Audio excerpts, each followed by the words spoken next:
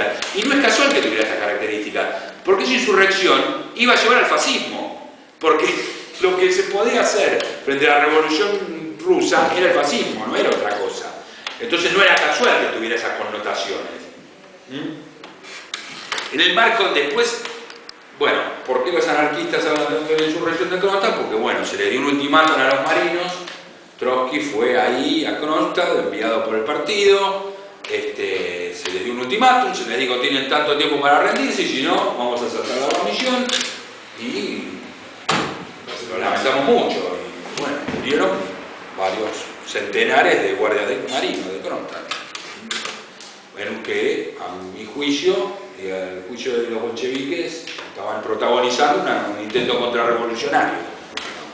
Bueno, lo que en 1917 se podía permitir firmando un papel, ahora ya se había pasado por toda la guerra civil, etcétera, por un atentado a Lenin que estuvo una socialista revolucionaria, le pegó un tiro en un brazo que en parte es probable que haya estado entre las causas de sus posteriores. Están probados porque la bala no la pudimos extraer porque estaba al lado de una arteria. Bueno, y que esa bala, por el contenido de esa época de las balas, ligado a la apoplejía que exactamente generó un problema químico. Bueno, y así sucesivamente. Es más, los socialistas revolucionarios en su inmensa mayoría fueron a parar a los ejércitos blancos, los bolcheviques, bueno, etcétera, tuvieron no fueron ilegalizados inmediatamente. Incluso se los permitía, se los volvía a legalizar. Durante años fueron legales, después se los ilegalizaba. Dependía de las circunstancias, de las condiciones, del ritmo de la revolución, etc. Dependía del bloqueo norteamericano. ¿Se entiende? Una cosa así. Bueno, para poner hacer una transposición con otro caso, digamos, ¿sí? Bueno, y la adopción de la ANEP, ¿qué va a pasar con la adopción de la ANEP? La ANEP después es levantada a partir de la enfermedad de Lenin, provoca una reanimación muy importante de la economía, pero provoca también el fortalecimiento y el desarrollo de capas sociales ligadas a esa nueva forma a ese islote capitalista que era la ANEP. Y aparece lo que la gente llamaba los Nepman, que eran los ricos no en el sentido de Rockefeller, ¿no? Pero en el sentido de, como decía Lenin, pequeños que son el germen de los grandes burgueses, digamos, ¿no? Los pequeños burgueses después se transforman en grandes. Es decir, el gran problema de la ANEP, decía Lenin, es que crea pequeña propiedad por todos lados, ¿sí? La pequeña propiedad es peor que la gran propiedad. ¿Por qué? Porque la pequeña propiedad se va a transformar en gran propiedad, o sea que tenemos todo un periodo que esperar a la maduración de eso, digamos, ¿entiende? Entonces, la ANEP va a coincidir con los intereses de ese grupo que va a empezar a rodear a Stalin y que va a estimular la burocratización del partido y del Estado, ¿se entiende? Entonces, por ejemplo, a partir de la muerte de Lenin, la prohibición de las fracciones en el partido se extiende a los soviets y además se establece la verticalidad de los soviets, es decir, del soviet de arriba para abajo, cuando el soviet, aunque en algunos momentos eso en la práctica no hubiera funcionado así, pero en la legalidad soviética el soviet iba de abajo para arriba, ¿se entiende? Todo eso va a reforzar el proceso de burocratización y va a ser lo que desencadena la lucha contra Trotsky. Es decir, la lucha contra Trotsky, que normalmente o muchas veces es asociada a una pura lucha de egos o de a ver quién dirige, en realidad es la lucha entre dos proyectos. El proyecto del socialismo en un solo país, que es a la larga un proyecto que apunta a la restauración del capitalismo, que va a llevar a la restauración del capitalismo, porque es mantener la revolución dentro de los límites nacionales, que como dije antes es una infracción absoluta al pensamiento marxista, porque la conclusión para un marxista es que si el capitalismo es mundial, el socialismo no puede más que desarrollarse sobre bases mundiales, y la teoría de la revolución permanente, que es la idea de que todo lo que hablamos antes y que implica mantener el proceso revolucionario mundial.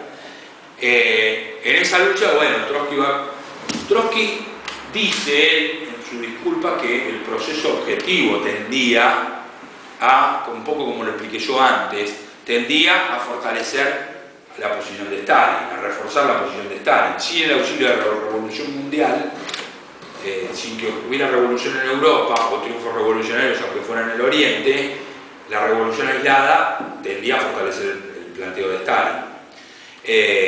Pero eso no disculpa esta serie de errores que me parece a mí que Trotsky cometió y que le hubieran posibilitado ser él el profesor de Lenin, y él tenía otro punto de vista, y él hubiese sido, como el mismo Lenin, un obstáculo para ese proceso.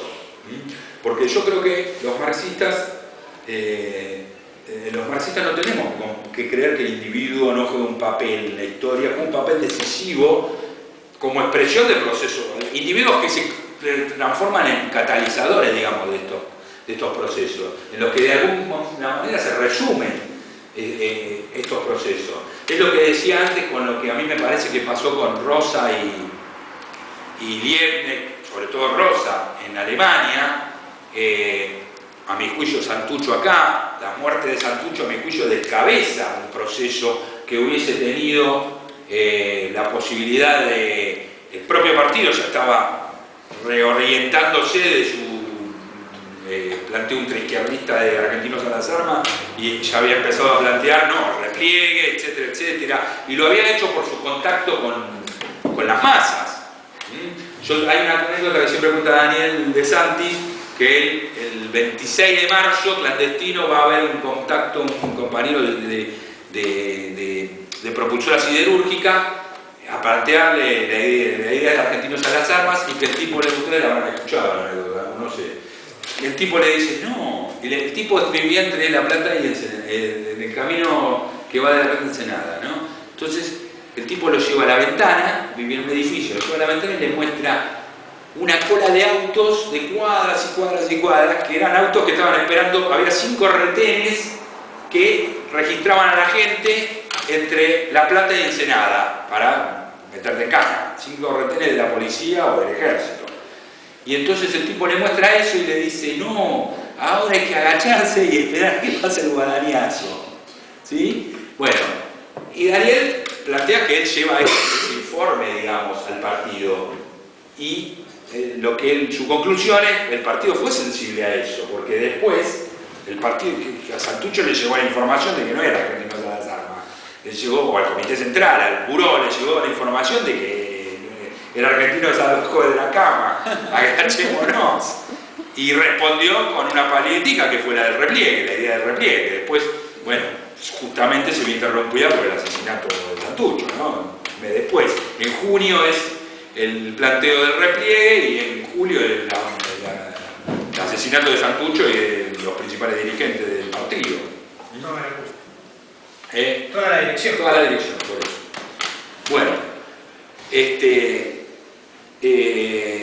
bueno, eso es lo que yo pienso que, digamos, Trotsky ejerciendo la dirección del Estado soviético hubiese sido un obstáculo a ese proceso, me parece a mí. Y hubiese sido, con su autoridad además mundial, en el movimiento obrero mundial, hubiese tenido una influencia moderadora de ese proceso. No sé si lo hubiese podido cortar,